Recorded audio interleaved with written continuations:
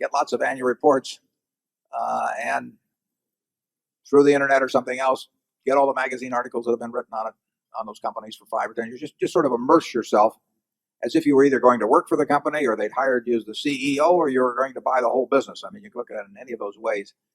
And when you get all through, ask yourself, what do I not know that I need to know?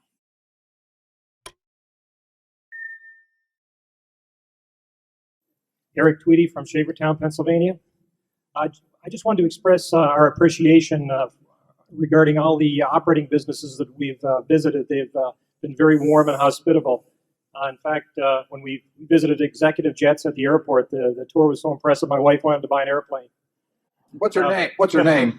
Well, I won't say Spell that.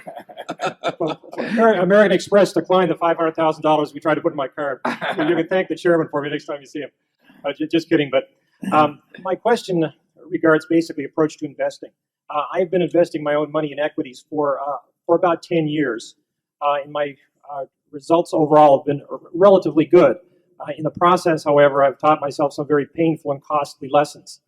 For instance, my first equity I ever purchased was a share of Berkshire Hathaway for $5,500 in 1990, and I sold it 3 months later for something over $8,000 and congratulated myself for the rapid and shrewd profit. And earlier this year, I repurchased the same share for $70,000, and I intend to own it for the rest of my life. So you can see I'm growing.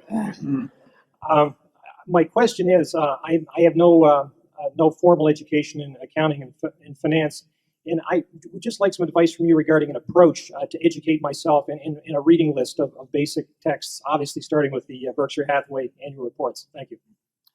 Thank you particularly for your comments about the people from our operating companies, because they have just been terrific. They come out here,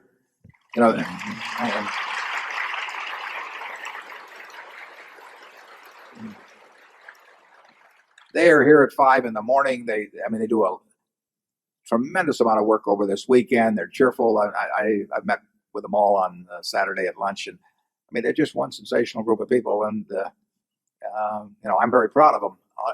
And the manager should be very proud of the people they've brought with us. And I hope you get a chance to thank as many of them as possible personally. Incidentally, at the seeds counter, you'll find Angelica Stoner, who's been with us for 50 years, and here she comes from California to help us out and sell peanut brittle, and she's having a good time doing it.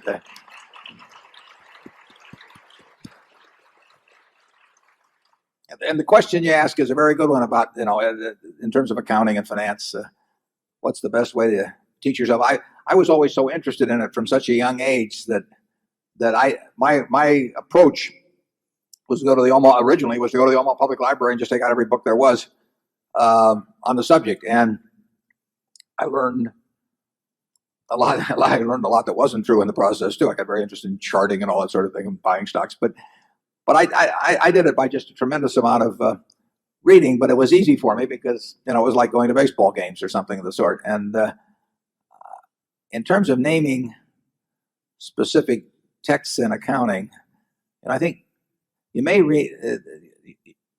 want to read some of the better even magazine articles that have appeared. There've been or newspaper articles. There've been some good commentary about accounting there. I don't have. Can you think, Charlie, of any specific texts or anything we could recommend? I think both of us learn more from the great business magazines than we do anywhere else. It's such an easy shorthand way of getting a vast variety of business experience, just to riffle through issue after issue after issue, covering a great variety of businesses.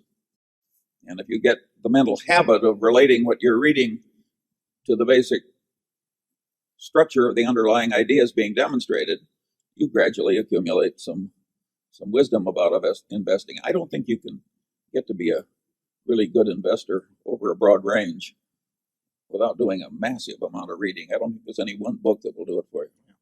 You might think about picking out 5 or 10 companies where you feel quite familiar with their products, maybe, but not necessarily so familiar with their financials and all of that. But pick out something so at least you understand if you understand their products, you know what's going on in the business itself, and then get lots of annual reports, and through the internet or something else, get all the magazine articles that have been written on those companies for 5 or 10 years. Just sort of immerse yourself as if you were either going to work for the company or they'd hired you as the CEO or you were going to buy the whole business. I mean, you can look at it in any of those ways.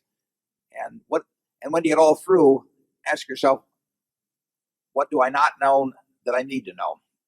And back many years ago, I would go around and I would talk to competitors always.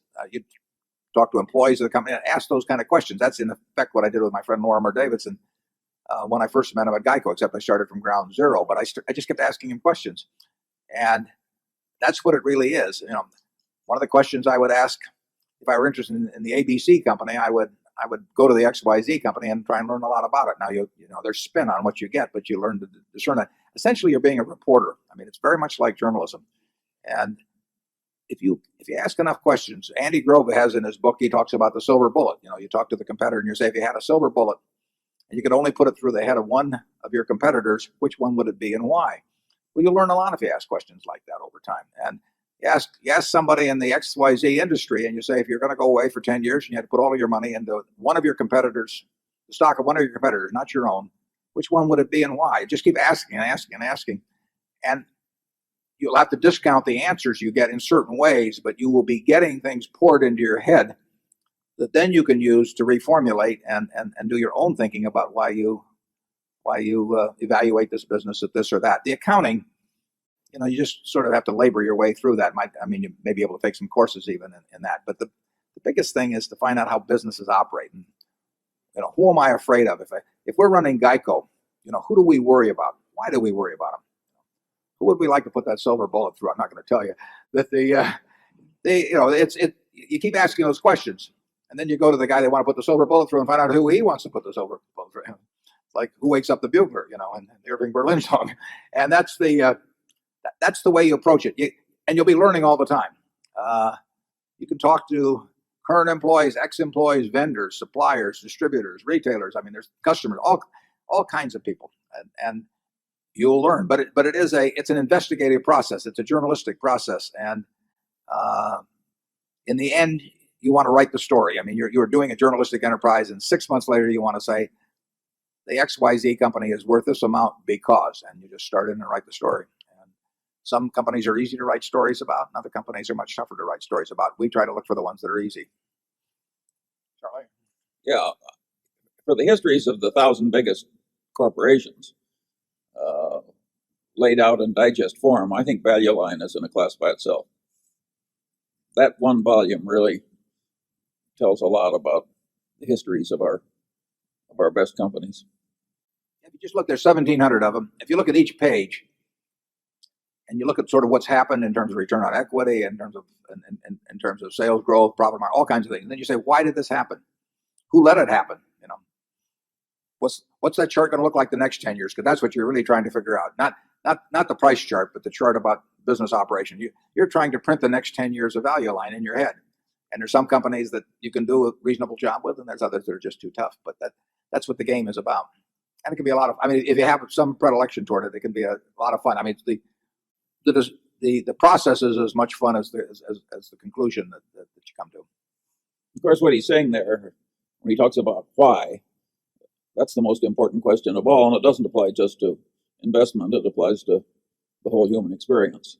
If you want to get smart, the question you got to keep asking is why? Why?